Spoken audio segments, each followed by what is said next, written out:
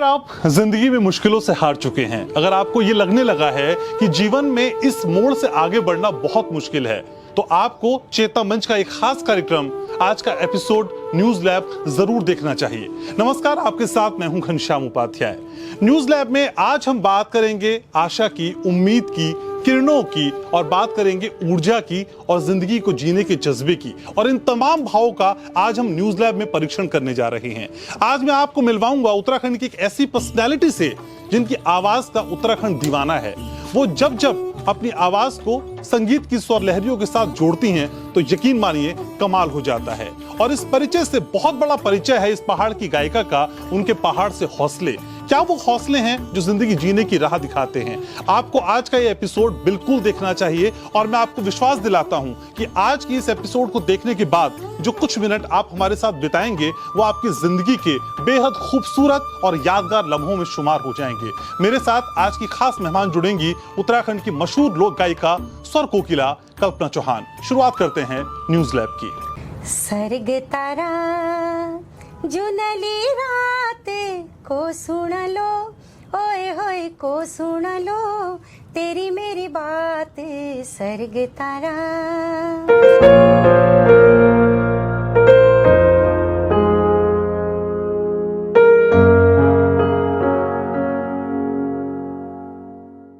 मेरे दोनों पैर हिल गए, बट लेकिन मैं बहुत खुश हूँ कि मेरे एक्सीडेंट के बाद भी लोगों ने मुझे बहुत प्यार दिया। और आज भी लोग मुझे मंच में बुलाते हैं, मुझे देखते हैं, तो मुझे बहुत खुशी होती है।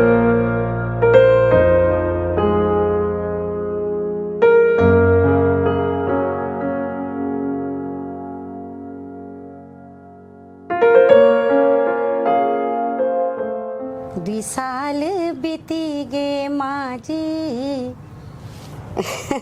नहीं गाया जाएगा वैसे मुझसे ये, क्योंकि थोड़ा वैसा ही रहा है तो मैं बहुत भावुक हो जाती हूँ। मेरे से मुश्किल ही गाया जाएगा, इसके लिए मैं क्षमा चाहती हूँ।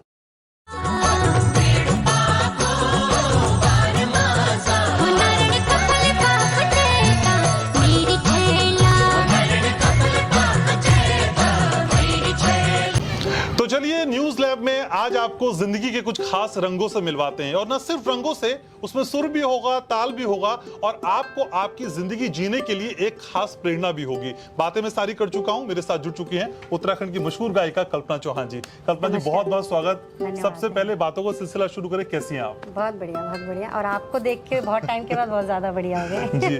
कल्पना जी, देखिए, आप किस लिए मेरे दर्शकों के लिए प्रेरणा है, क्या क्यों इंस्पायर करती हैं, इसमें तो मैं बात करूंगा, लेकिन मेरे तमाम व्यूअर्स हमसे ये जानना चाहते हैं कि कल्पना के मन की वो कौन सी कल्पना थी जब कल्पना ने सोचा कि चलिए सुरों से दोस्ती करें, गीतों को साथी बनाएं और इस विधा को पारंगत करके कुछ और नया लोगों के सामने पेश करें। एक्चुअली मुझे गाने का शौक तो बचपन से ही रहा है, क्योंकि मेरा जन्म बॉम्बे का है, पढ़ाई लिखाई सारी मेरे फादर मेरे मंचों से जुड़े हुए थे।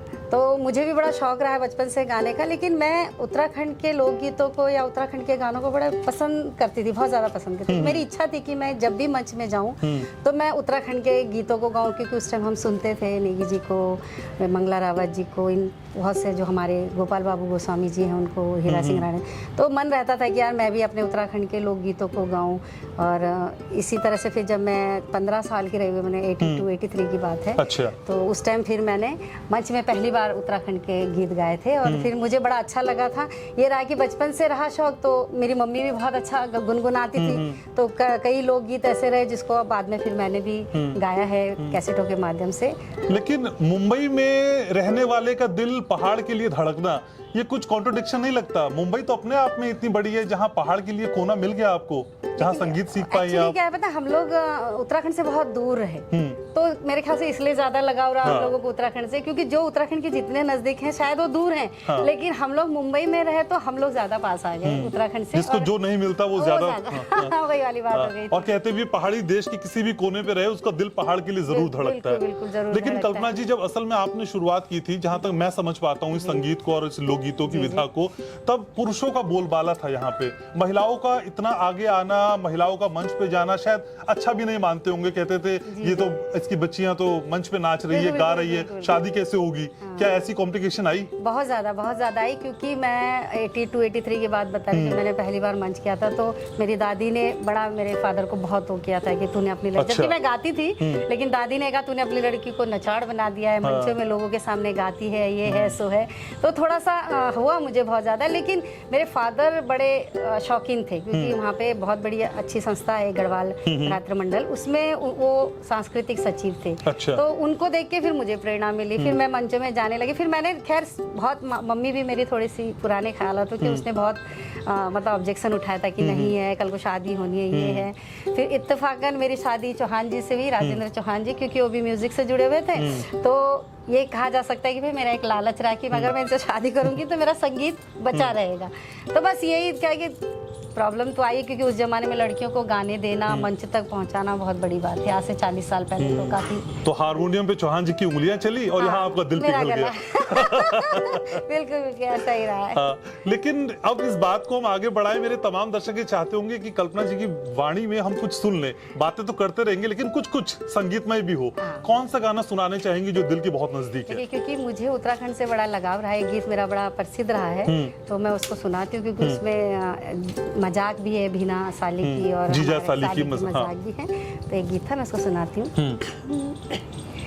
मैं घास कटूलू तू पुआ बांधी ले, मैं घास काट लू तू पुआ बांधी ले, हाईवे में करूलू यादा नरेणा भी ना हो, हाईवे में करूलू यादा नरेणा भी ना हो, दन अंगुले की मुनड़ी दी जाए, दन अंगुले की मुनड़ी दी जाए, हाईवे धरूलू निशानी नरेणा भी नावे, हाईवे धरूलू निशानी नरेणा भी नावे। तो ये तो सिर्फ ट्रेलर है। अभी अगले कुछ मिनट आपके बहुत खूबसूरत होने वाले हैं और कुछ ऐसी बातें होने वाली हैं जो आपको अंदर तक सोचने के लिए मजबूर कर देंगी। कल्पना जी, जब हम पहाड़ की बात करते हैं, पहाड़ की महिलाओं की बात करते हैं, तो पहाड़ की महिलाओं के आगे पहाड़ सा संघर्ष होता है। घास काटना, पानी लाना, पुरुषों के साथ वो सहयोग ना मिलना और फिर गृहस्थी को चलाना। पहाड़ की महिलाओं को खुद से रिलेट करके कल्पना जी कैसे देखती हैं?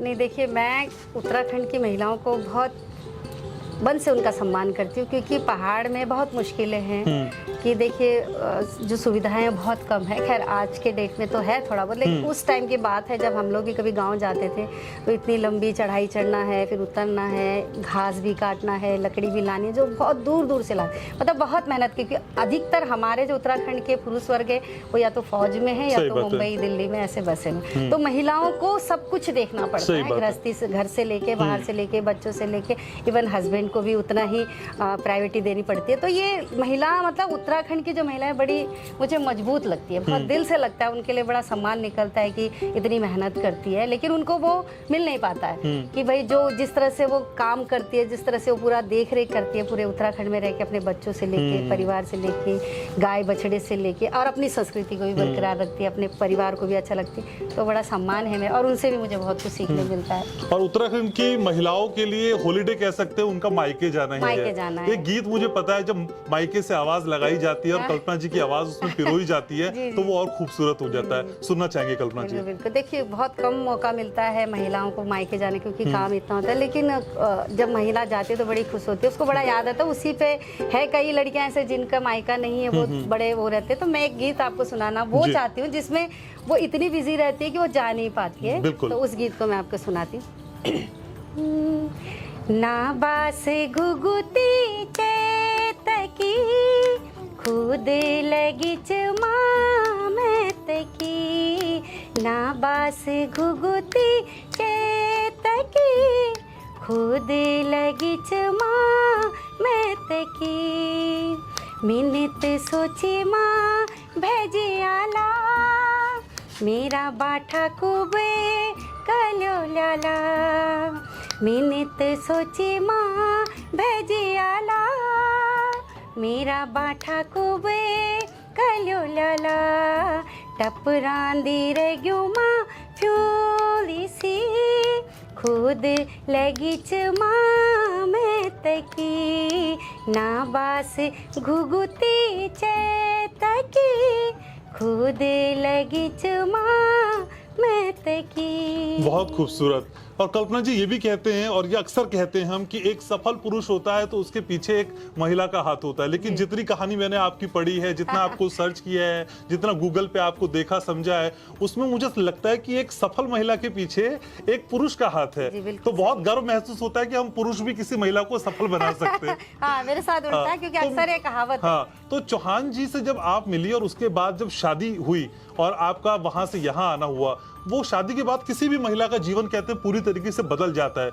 तो शादी के बाद वो बदलाव, बच्चे होना, संगीत को भी रखना, मंच पे जाना, परफॉर्म करना, वो कितनी दिक्कतें थी मैम तब? नहीं, दिक्कतें तो रही है, लेकिन ये कि मुझे चौहान जी का बहुत सपोर्ट मिला है, क्योंकि जिस हिसाब से मैं शादी करके थोड़ा सा डर रही थी, क्योंकि अक्सर रहता है कि जब हस्बैंड वाइफ एक ही फील्ड में होते तो कहीं ना कहीं ईगो टकराता है। लेकिन मेरे साथ थोड़ा सा ये बहुत अच्छा रहा, क्योंकि चौहान जी ने हमेशा ये चाहा कि मैं आगे बढ़ूँ इस क्षेत्र में, और जितना हो सके उन्होंने मुझे पूरी तरीके से मतलब संगीत की विद्या सिखाने की कोशिश, क्योंकि जिस जमाने में हमें संगीत तो सिखाया गॉड गिफ्ट रहा है, क्योंकि संगीत सीखने का मौका ही नहीं मिला। तो चौहान जी ने ही मुझे संगीत सिखाया, जो मैं गंधर्व में भी सीखा मैंने 2 साल। इसके बाद फिर ये है कि बच्चों के साथ थोड़ा फिर मैं पूरी तरह से सीख नहीं पाई, लेकिन मुझे जितना भी सुर ताल का जो भी कंट्रोल है मुझे चौहान जी से मिला है, उसका सपोर्ट मुझे बहुत मिला है। और रही बच्चों की, तो ये है कि सामंजस्य बच्चों में भी, परिवार में भी, हस्बैंड में बढ़ाने में परिवार का बहुत बड़ा साथ होता है। तो चौहान जी ने मुझे सपोर्ट बहुत अच्छा किया। कभी ऐसा नहीं हुआ एक माँ के लिए वो तकलीफ का क्षण कि मैं तो मंच पे गाने जा रही हूँ, परफॉर्म करने जा रही हूँ, मेरे बच्चे घर में अकेले छूट गए? वो जो बच्चों का असल में जो प्रेशियस टाइम होता है, कीमती समय, उसको मिस किया क्या कल्पना चौहान ने? नहीं किया, बहुत किया, क्योंकि अक्सर ऐसा होता था कि जिस दौर पे हम लोगों ने कैसेट से या वीडियोस बनाने शुरू की थी, उस टाइम बच्चे छोटे ही रहे। लेकिन ये रहा कि मेरे बच्चे बड़े अंडरस्टैंडिंग रहे हैं, उन्होंने बड़ा मुझे भी सपोर्ट किया, जैसे हम बच्चों को करते, उन्होंने मुझे बहुत सपोर्ट किया।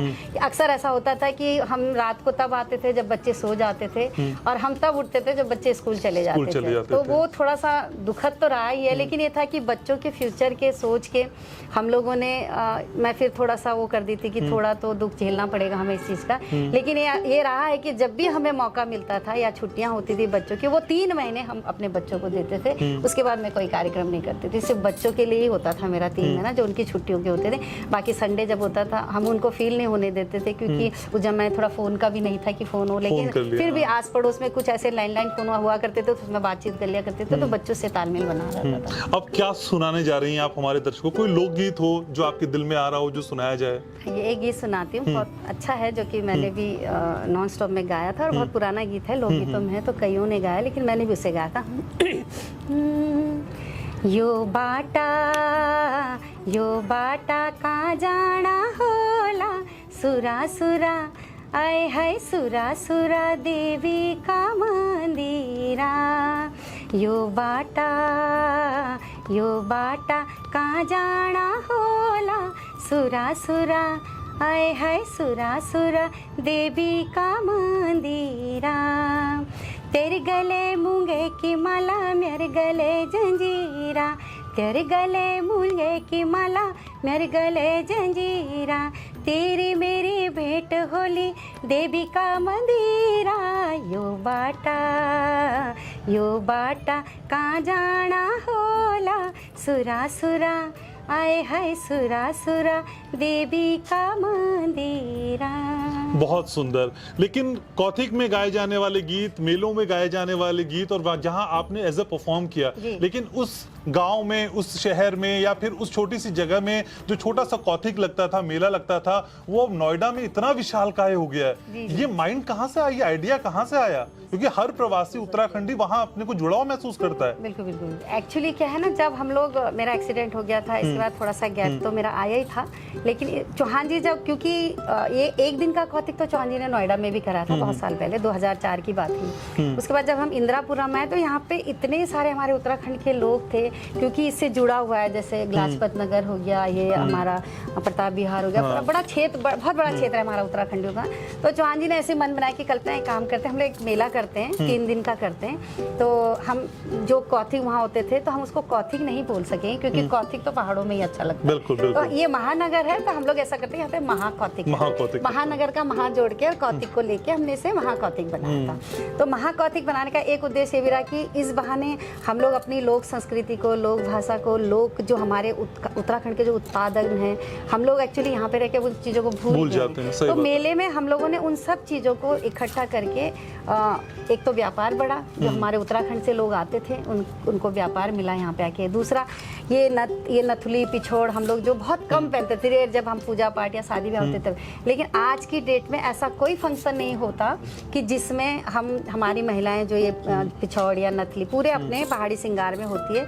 तो ये कौथिक की देन है, क्योंकि वहाँ कौथिक में जब हम लोगों ने इस चीज़ों का प्रमोशन किया, उधामनगर से ला के लोगों तक पहुँचाया है, तो वो अच्छा लगा। वहाँ पे मेले में हम लोगों ने अपने लोगों को जब इस पूरे वेशभूषा में देखा तो बहुत सुंदर लगा। तो न्यूज़ लैब के दर्शकों को मैं बताना भी चाहता हूँ कि जो कल्पना जी आप तैयार हुई हैं, खास चेतना मंच के व्यूवर्स के लिए तैयार हुई है, और ये पारंपरिक वेशभूषा है जिसमें कल्पना जी और खूबसूरत लग रही हैं। उनकी गायकी हम सुन रहे हैं वो और खूबसूरत लग रही है, और जो एम्बियंस हमने आपके लिए चुना है, ये उम्मीद कर रहे हैं कि आपको दिल्ली एनसीआर से दूर पहाड़ों की सैर पे ले जाया जा सके। कल्पना जी, आपने कई गानों को जो चंद्र सिंह राही ने गाए या जो पुराने गायक हैं उन्होंने गाए, उनको नए रूप में गाया है, उसी में ख्वाब बागरे भी है। तो मैम वो हो जाए तो फिर थोड़ा सा मजा आ जाए। जरूर जरूर। ख्वाब बागरे एक्चुअली ये एक सूरदास जी थे जो कि थाली बजा के और बसों में थोड़ा सा मांगते थे, तो गाते थे बहुत सुंदर, उनके बहुत अच्छे अच्छे लोकगीत रहे। तो इसको फिर राही जी ने जागर शैली में गाया था। इसके बाद पप्पू कार्की जी ने इसको, जबकि अब तो हमारे बीच में नहीं रहे पप्पू कार्की, बहुत अच्छे गायक हैं हमारे उत्तराखंड के, तो उन्होंने ये गीत जब यहाँ पे लाया था तो फिर मैं क्योंकि बहुत सालों से मैंने गाया नहीं था, तो उन्होंने कहा था कि दीदी, फिर नीलम स्टूडियो ने कहा कि भाई नहीं, हमें तो कल्पना जी से गवाना है। तो मैं देहरादून थी, फिर मैंने देहरादून से गाया था, लेकिन मुझे बड़ा अच्छा लगा कि उसको पब्लिक ने बहुत सारा, क्योंकि वो इस टाइम उत्तराखंड का सबसे पॉपुलर गीत रहा है, जो कि 7 करोड़ से भी ज्यादा है, 7 करोड़ से ज्यादा है, तो वो बहुत अच्छा। जरूर सुनाऊंगी मैं आपको। बलमारी जालू मेरा, हमारी जालू मेरा, अरे गढ़वाला में बाग लगो, गढ़वाला में बाग लगो, बाग की हो डेरा मेरा फा बाग रे, आहा बाग की हो डेरा मेरा फा बाग रे। बल हुड़कू फुड़ूचा, हाँ हुड़कू फुड़ूचा, अरे पहली पहली बाग गई, पहली पहली बाग गई, लेसडन का बीचा मेरा फा बाग रे। अरे बाबू लोगों, सब लोगों, हवलदार साहब, लेफ्टिनेंट साहब, कैप्टन साहब, सतड़ पतड़ परमेश्वर महाराज, बाग की हो डेरा मेरा फहा बाग रे, आहा बाग की हो डेरा मेरा फहा बाग रे। तो उत्तराखंड का कोई मोड़, कोई कोना, कोई गली, कोई घर, कोई जगह ऐसी नहीं जहां फुआ बागा ने धमाल नहीं बचाया, और मिलियंस हिट्स इस गीत को मिले। और आज एक्सक्लूसिवली आपके लिए चेतना मंच पे कल्पना जी ने ये गीत गाया है। लेकिन इस इंटरव्यू को थोड़ा सा आगे बढ़ाएं, थोड़ी बातचीत बढ़ाएं। कई बार मन में भी इंटरव्यू करते हुए मेरे जहन में आया कि मैं आपसे पूछूं कि ना पूछूं, फिर मन में आया कि जो बात मैं आपसे पूछना चाहता हूं असल में मेरे तमाम दर्शकों को इंस्पायर करने वाली है। आपकी जिंदगी का वो अध्याय 25 जून 2010 बहुत कष्टदायी था। उस एक दिन ने क्या बदल के रख दिया, और थोड़ा सा बताइए मेरे दर्शकों को कि क्या हुआ था, और जब आप हॉस्पिटल में पहली बार आंख खुली तो मन में सबसे पहला ख्याल कौन सा था कल्पना जी? देखिए, इस इंटरव्यू, इस जो क्या कहते हैं मेरे एक्सीडेंट में बदलाव तो वैसे कुछ नहीं आया, क्योंकि बदलाव सिर्फ आया कि मेरे दोनों पैर नहीं रहे। रही बात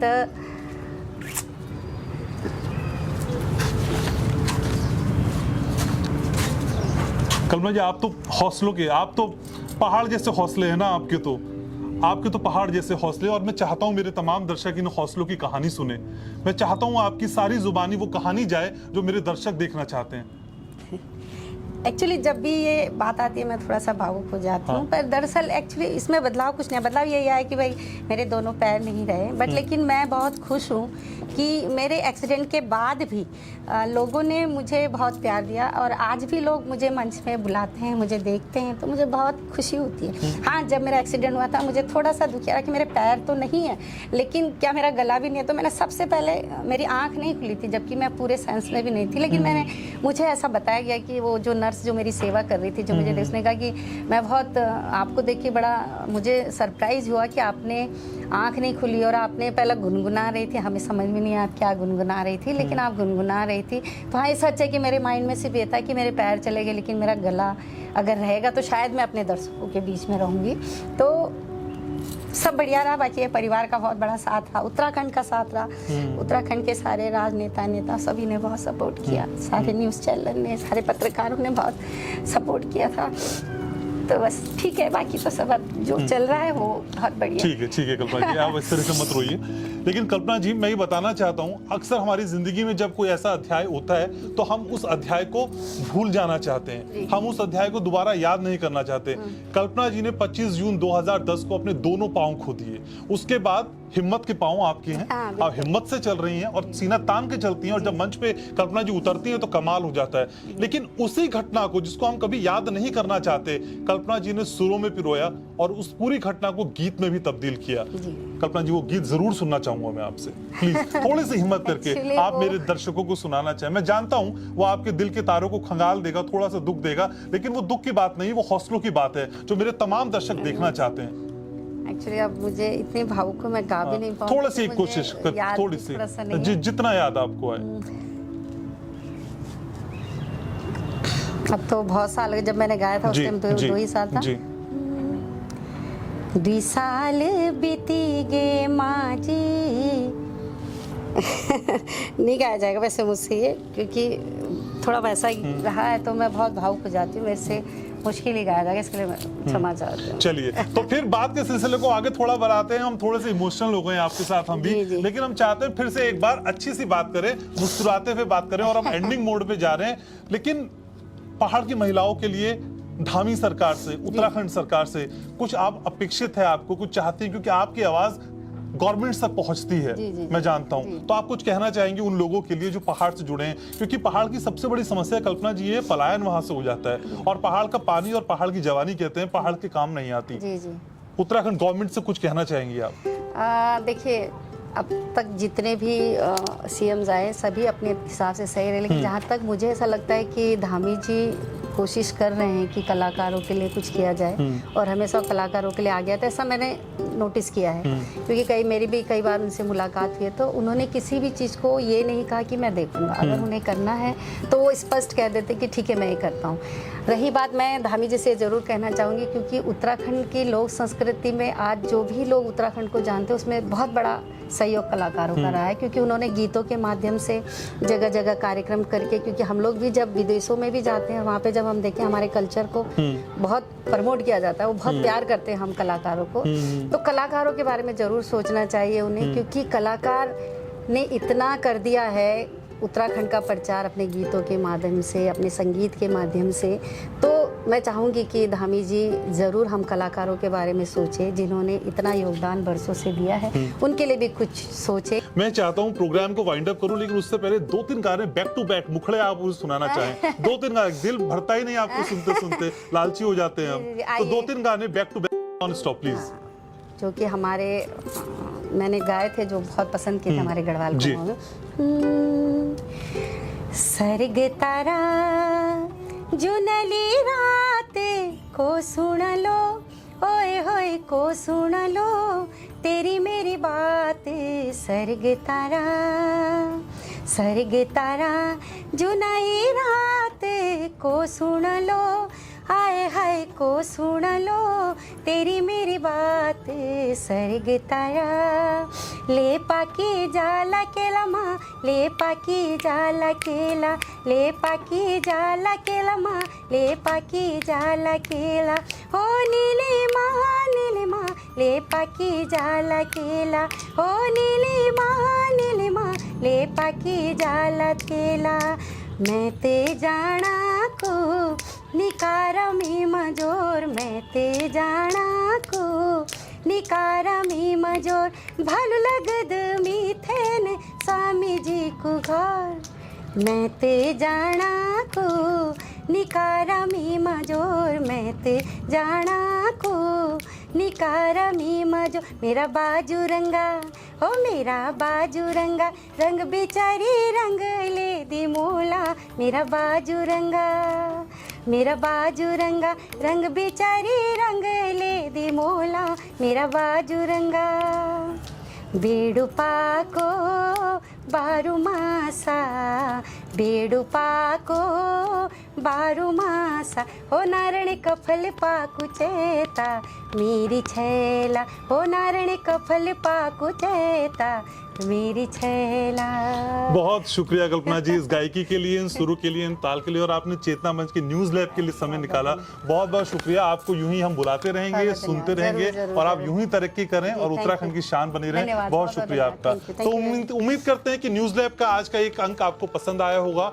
आपके दिल में क्या आता है जब इस कहानी को आप देखते हैं? मुझे कमेंट सेक्शन में आपके कमेंट्स का इंतजार रहेगा। आप हमारे चैनल से जुड़िए, सब्सक्राइब करिए, अपना और अपनों का ख्याल रखिए और मुस्कुराते रहिए, क्योंकि जब आप मुस्कुराते हैं बहुत अच्छे लगते हैं। न्यूज लैब की पूरी टीम को दीजिए अनुमति। नमस्कार। सर्ग तारा जुनली राते को सुन लो, ओए होए को सुन लो, तेरी मेरी बात सर्ग तारा।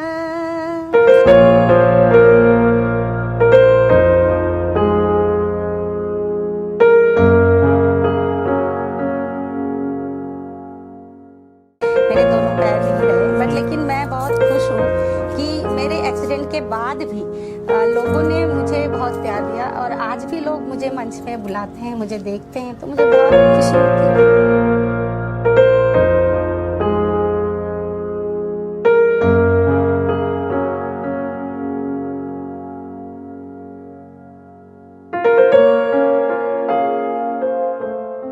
साल बीती गे माँ जी नहीं गाया जाएगा वैसे मुझसे ये, क्योंकि थोड़ा वैसा ही रहा है, तो मैं बहुत भावुक हो जाती हूँ, मेरे से मुश्किल ही गाया जाएगा, इसके लिए मैं क्षमा चाहती हूँ।